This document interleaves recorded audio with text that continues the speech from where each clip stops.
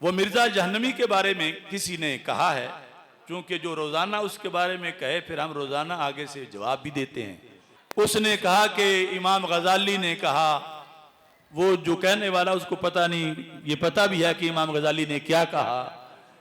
बहरहाल फुक़हा का ये तालीमात का हिस्सा है कि जिस लफ्ज में 99 एहतमाल कुफर के हों, एक इस्लाम का हो, तो 99 कुफर वाले नहीं देखने चाहिए, इस्लाम वाला देखना चाहिए और यानी उस पर फतवा नहीं लगाना चाहिए। तो ये कानून, इसको बिल्कुल हम सच्चा समझते हैं। आला हजरत रहमतुल्लाह अलैह ने भी जब हुसामुल हरमैन फतवा लगाया था तो इसे सामने रखा था, और हमने भी जो लगाया है हमने भी इसे सामने रखा है। मगर मैं उन लोगों को बताना चाहता हूं कि लफ्ज़े दज्जाल जिसने अपनी जुबान से सरकार दो आलम सल्लल्लाहु अलैहि वसल्लम के लिए साबित किया, सिर्फ बोला नहीं, दलाइल देके साबित किया, तो इसके अंदर कोई ईमान वाला एहतमाल है ही नहीं।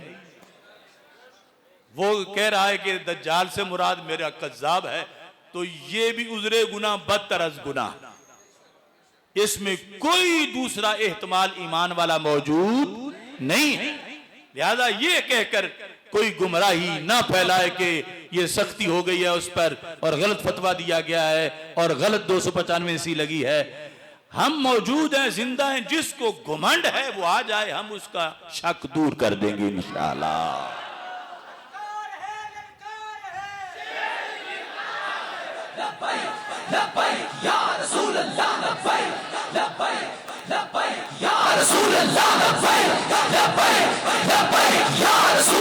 कुछ लोगों ने सुप्रीम कोर्ट की तरफ से, उसके जजेस की तरफ से और किन की तरफ से ये दिया हुआ है कि किसी किताब का कोई हवाला कोट करे, वो जितना भी गलत हो, वो कोट करने वाले पर वो जुर्म नहीं आएगा, असल तो जिसने लिखा है उस पर आएगा।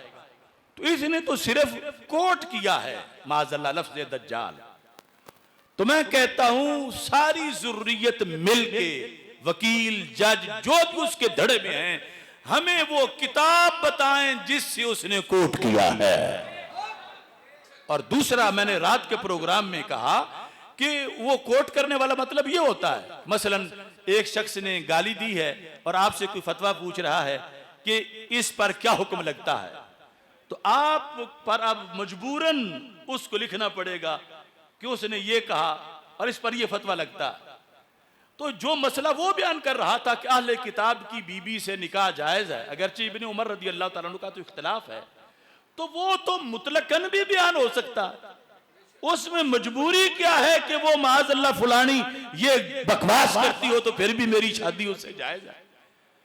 उसने अपनी तरफ से दलीलें देकर उनके लिहाज से ये साबित करने की कोशिश की है लफ्ज़ दज्जाल को कि वो ये कहते हैं, उनकी किसी किताब में नहीं। ये वो नहीं जो सिर्फ हिकायत और रवायत करना होता है, ये है कि किसी बात का पूरा हामी होना, उसको साबित करना। ये साबित करने के लिए जो रात भी मैंने हवाला दिया था इमाम मालिक रहमतुल्लाह अलैह का, कि आपसे पूछा गया जो कहे अल कुरान व मखलूकुन, कुरान मखलूक है, आप जानते हो मुतज़िला का ये अकीदा था और ये कुफ्र है, तो आपसे पूछा गया उसका क्या हुक्म है जो कहे कुरान मखलूक है, तो आपने फरमाया काफिरुन उक़्तुलू हो, वो काफिर है, उसको कत्ल कर दो। अब जब मसला पूछने वालों ने उसको जाके बताया कि ये फतवा है, तो उसने कहा इमाम साहब के सामने आकर कि आपने वैसे ही फतवा दे दिया, इन्नमा हक़ैतुहु, मैंने तो कोट किया था, सिर्फ मैं अपनी तरफ से नहीं कह रहा था, मैं तो उनकी बात कह रहा था कि वो ये कहते हैं।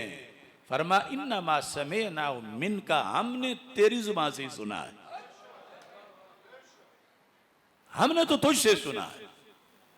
यानी इतनी बड़ी जसारत शैतानी, अगर इसकी मां को कोई जानिया कहे और इससे कोई पूछे आकर कि तेरी मां को जो जानिया कहे उसका हुक्म क्या है, तो ये साइल को कहेगा शर्म कर, को लफ्ज बदल ले।